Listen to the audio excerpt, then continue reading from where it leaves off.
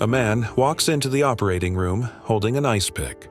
There's no anesthesia, no sterilized instruments, just a hammer and a thin, sharp spike. His patient sits, wide-eyed, strapped to a chair. The doctor places the pick against their eye socket, and then, crack! He hammers it straight into their brain. A few twists, a few more strikes, and just like that, their personality is gone. Forever. This isn't a horror movie, this was real. This was science. And the man behind it wasn't some underground butcher. I'm going to do everything I can to find you. No, God, no. Time is of the essence. We are losing time. He was one of America's most respected doctors. For decades, Dr. Walter Freeman traveled across the country, performing thousands of ice pick lobotomies on men, women, and even children. He called it a cure, but in reality, he was destroying lives. But how did he get away with it? And how many victims never recovered?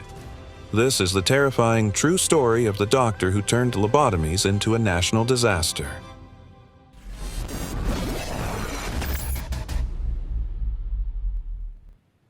Dr. Walter Freeman wasn't just any doctor. He was a man on a mission to change the world of mental health.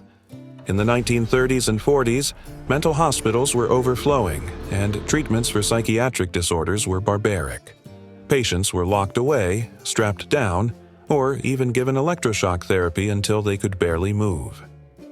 Freeman believed he had found a solution, a procedure so simple, so quick, that it could be done in under 10 minutes. A way to cure schizophrenia, depression, anxiety, and even minor mood swings with just a single tool, an ice pick. But this was no miracle cure. This was something far darker. Instead of saving lives, Freeman destroyed them. He left patients trapped in empty, lifeless bodies.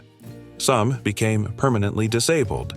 Others lost their ability to speak, think, or even care for themselves.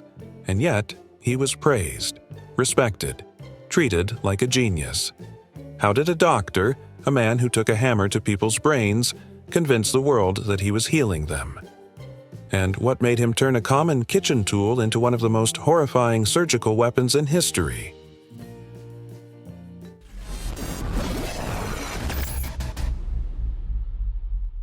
In the early 20th century, mental illness was a mystery. There were no real treatments, no medications, just overcrowded asylums where patients were locked away for life. Doctors were desperate for a cure, and one man believed he had found it. In 1935, a Portuguese neurologist named Antonio Egas Moniz performed the first lobotomy.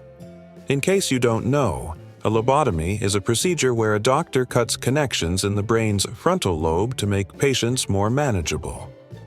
The results were questionable, but Moniz won a Nobel Prize for his work, and that's all Freeman needed to hear. Freeman, fascinated by the idea of altering the brain to cure mental illness, took things even further.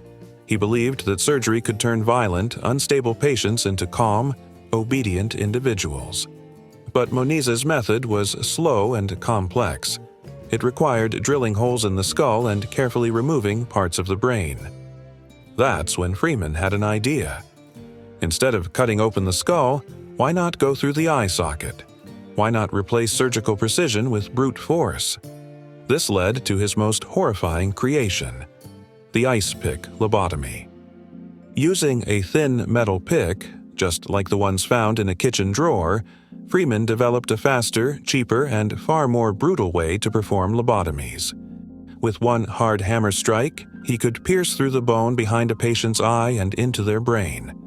A few twists, a little scraping, and in minutes, the patient was forever changed. It was quick, easy, and completely untested. But what actually happened to these patients after the procedure?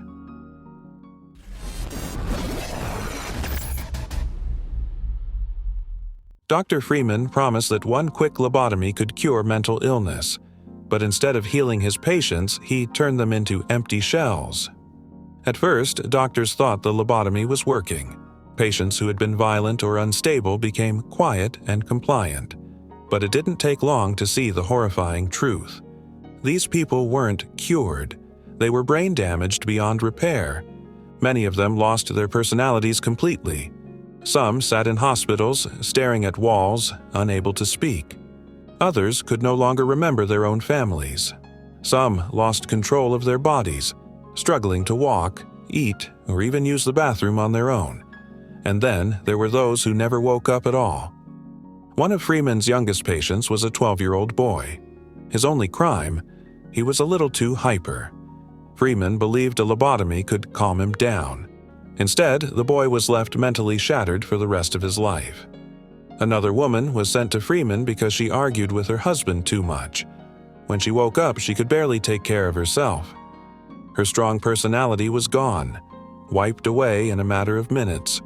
But Freeman wasn't just reckless. He was dangerous. During one of his procedures, a patient died right there on the operating table. Most doctors would have stopped. Not Freeman. He pushed the body aside and called in the next patient as if nothing had happened. And yet, despite these horrifying failures, Freeman was never stopped. In fact, he became a medical celebrity, praised for his so-called miracle cure. But how did the world believe his madness was science? And how did he convince thousands to trust him?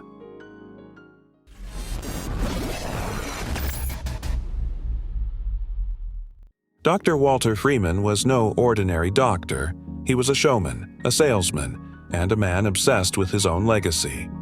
While other surgeons worked carefully in sterile operating rooms, Freeman treated his patients like experiments, performing lobotomies in hospitals, mental asylums, and sometimes even in his own office.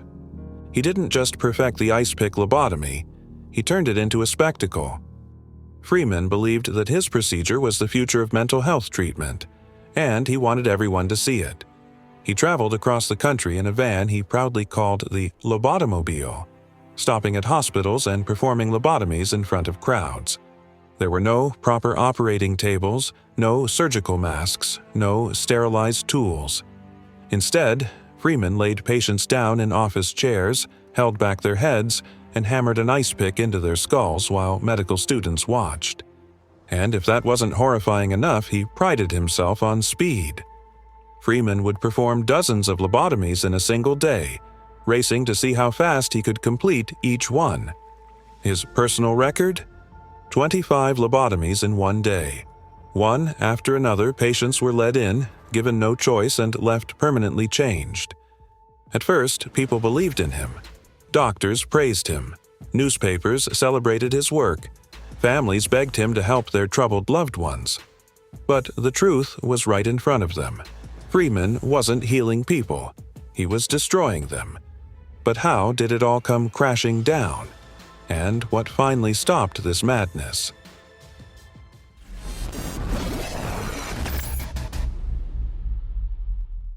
For years, Dr. Walter Freeman was unstoppable. He performed thousands of lobotomies, convinced that he was curing mental illness. But the cracks in his so-called miracle cure were becoming impossible to ignore. Many of his patients were worse off than before. Families who had once trusted him were now horrified at what he had done. Some patients were left unable to function, trapped in their own bodies with no emotions, no memories, no personality left. Others had died on the operating table, victims of Freeman's reckless obsession. But Freeman refused to stop. In fact, he became even more reckless. He started performing lobotomies on children, claiming that even young minds could be corrected with his ice pick. One of his patients was only 4 years old. The medical community finally began turning against him. By the 1950s, new psychiatric medications like Thorazine were proving to be a much safer way to treat mental illness. Freeman's methods were becoming outdated, criticized, and widely condemned. But he still wouldn't let go of his legacy. Then came his final mistake. In 1967, Freeman performed a lobotomy on a woman named Helen Mortensen, a patient he had already lobotomized once before. But this time, something went terribly wrong. He severed a major blood vessel in her brain, and she died instantly. This time, there was no covering it up, no more praise. Freeman was banned from performing surgery ever again. And after decades of destroying lives, his career was finally over. But what happened to the thousands of people he left broken? And did Freeman ever face real consequences for what he did?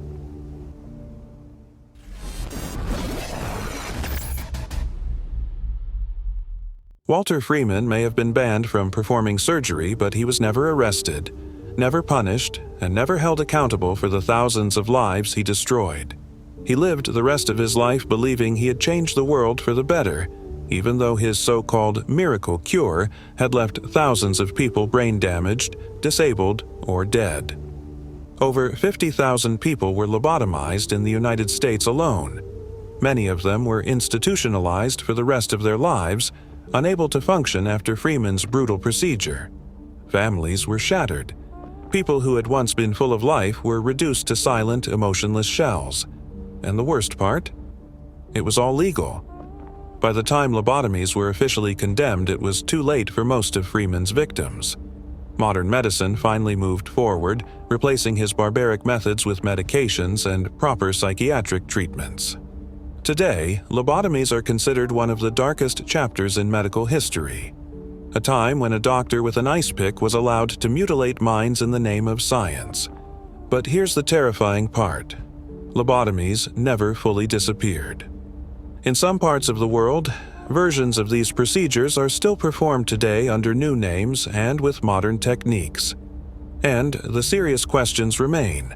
Was Freeman a man blinded by ambition? Or was he a true monster? And do you think something like this could ever happen again? Let us know in the comments.